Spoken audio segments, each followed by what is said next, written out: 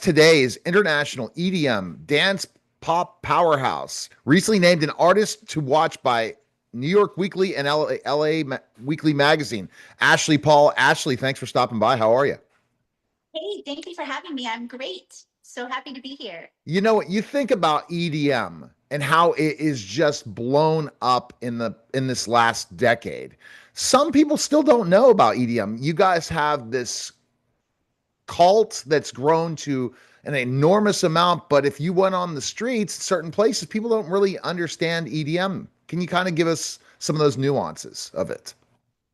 Well, it's very based in the track. There are some tracks that I have remixes on that have less vocals than others because you kind of have the hook and then you're hearing the track, and the track is actually its own artist.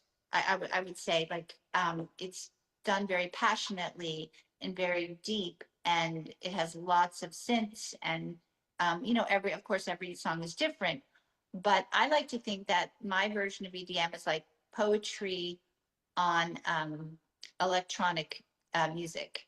So, which kind of creates a lot of passion, like Right. whether you're in the dark or in the sunshine on the beach, It um, always makes you positive EDM, and I keep forgetting to yes, just to play.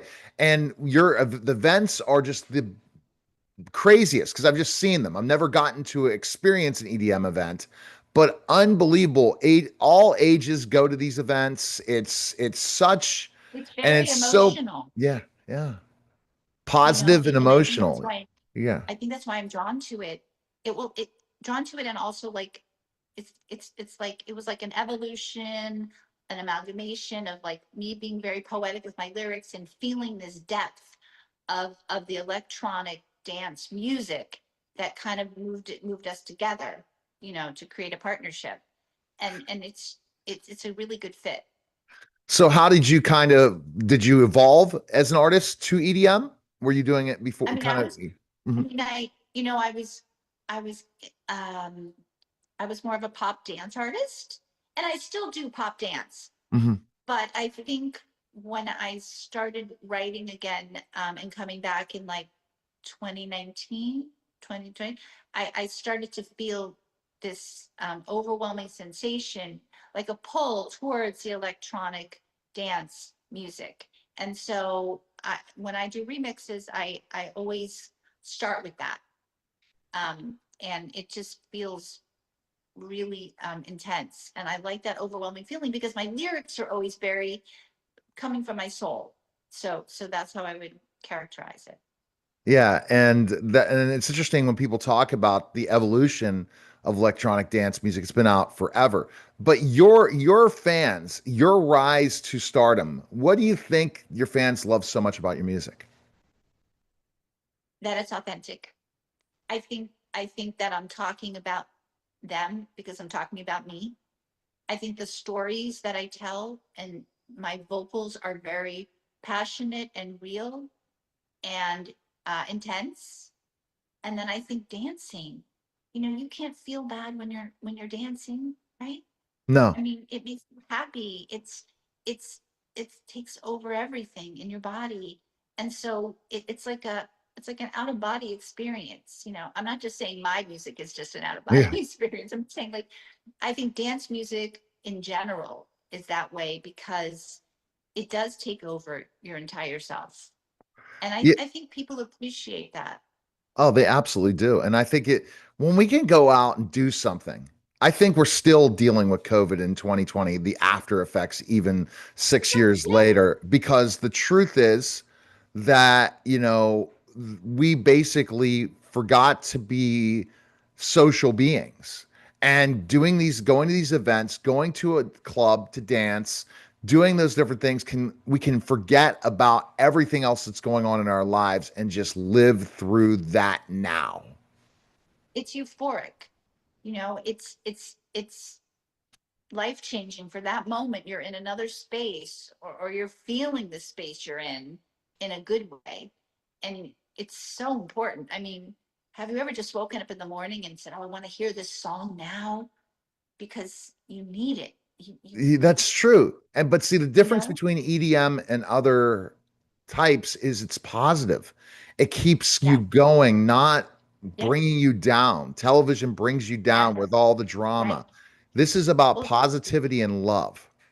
it's so funny because like there was a short time in my career in between the dance and in between the new stuff where I started writing, and everything I was writing was learning to become a songwriter and on my own. And everything was sad. It was like slow music, sad music. I was performing these songs at like these dive bars on the Lower East Side. And but you know what? I I I I wrote the lyrics authentically, but I couldn't listen to myself anymore because I was making myself sad. I was like, okay, this is a transition. This is a growth period because now I'm going to take these lyrics and I'm going to put them to disco beats. I'm going to put them to electronic dance music beats Exactly. because I can't listen to myself sing this sad stuff anymore. Yeah, Like yeah, it was depressing me. It wasn't you're right. giving me that up. I So when wasn't I a have, yeah, I was going to say I wasn't alive in the 70s, meaning I was born in 73, really in the disco era, but that was such a right, positivity and love. And when I was a bouncer at disco nights, I would remember how it just was so positive and and I think EDM has kicked that off to a level that you can't even imagine and where it's going to go next. So where do you think your I think career you're is right. going next? Right. I'm sorry, I didn't hear I that said, last part. Where's my career? where do you think your career is going next? Well, I just feel like I'm just going to keep writing these songs and I'm expanding the kind of music that I'm writing, like in the dance genre and in the inspirational genre, really, because EDM to me is inspirational, like you're saying, because it makes you feel so good.